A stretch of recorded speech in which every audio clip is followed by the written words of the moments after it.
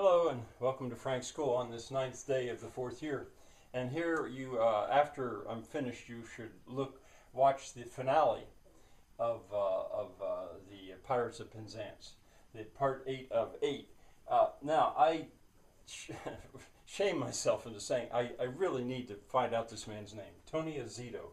He's the dancer that I kept saying, I mentioned Kevin Kline, I mentioned Linda Ronstadt, but he is an amazing dancer. And the backflip that you're going to see him do. There's a comment at the end of the part 8 of 8 on YouTube where I think it was a woman who was saying that she had so much wanted to see that backflip again. She describes what he does.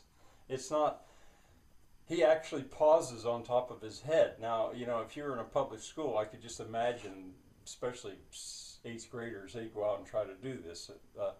He's got a helmet on. And he also is an unbelievable dancer. Don't go and try that. The HMS Pinafore, if you didn't know that, and many of my students would not know that, that is the other. There are really three famous Gilbert and Sullivan comic operas. There's many more, but the HMS Pinafore, from it, I am the captain of the Pinafore, and I never get sick at sea, is I think the most famous words that, or he is an Englishman. Anyway, it's being performed in the theater. You'll see it up there. The other one is the Mikado, which spoofs Imperial Japan. Now, I had said before, I don't think I really like Gilbert and Sullivan very much. It's the time, but this one is fun. This one is really fun, and I've had trouble relating to these other. The one about the Mikado that I think of is, there's the Lord High Executioner keeps a list in case there comes a week or a month where he doesn't have anybody to execute. He has a little list of people that the world would be better without them, and he runs through that list. That gives you an idea. If you'd ever look at that, it would give you an idea of how, what is the word? I don't want to say disrespectful. No, I don't know, just the way they are. Now you're going to see the dogs. They function as kind of a reprise. You saw them right at the beginning, and you see them right at the end.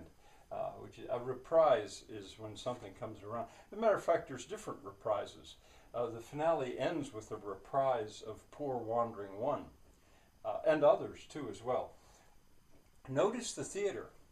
When they break into that theater, while you're watching all the action, notice the way the theater is constructed and how small it is.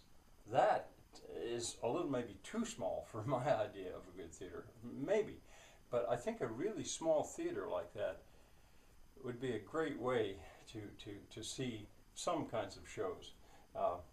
Now they're going to yield in Queen Victoria's name. Oh, I forgot to look it up.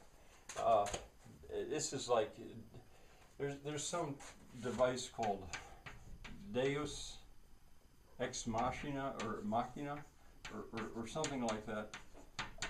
It's a literary device where all of a sudden, sort of out of the sky, a machine that lowers something on the stage. Somebody, this means God. God out of a machine. Look it up if you want. That would be a good thing to take a look at it and see to what extent I had that right. Out of the blue, everything is solved by the fact that they yield to Queen Victoria because they love her, the Queen and her name. And I'd ask you to notice the basses. Listen to the basses when they hit the word name. In that men's chorus, there are some very deep, strong basses, and you can hear them there. And the House of Peers, they also love the House of Peers. Well, I don't want to say too much because this is all just kind of fun. At the end, it's a lot of fun. There is additional music that was not written in the original. And in the credits, it says who it was that composed that additional music. They borrow music from the HMS Pinafore and other things. A test? Well, what I would, leave it up to you, what I would do, and I always remember a girl, a student I had, she was from India, and she would get so mad at my tests because often I would make them so easy. Question number 1, which character saying the words, I am the Pirate King, or I am a Pirate King? Question number 2, which character sang the words, I am the very model of a modern Major General? Question number 3, a little bit harder. No, not harder, because I'll make it easy. This would make her so mad. What 2 men wrote Gilbert and Sullivan's The Pirates of Penzance? And number 4, maybe the only question that would be slightly hard. Of those 2 men, which one, his last name is enough, which one wrote the words? And then that one they could possibly get wrong. But I'd be tempted to say, well, which one of the 2 wrote the hymn Onward Christian Soldiers? There, 5, extra credit for that.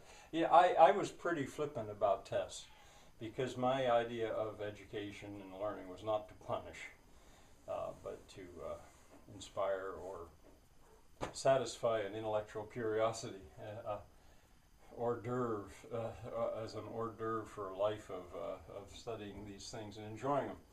All right, well, see you tomorrow.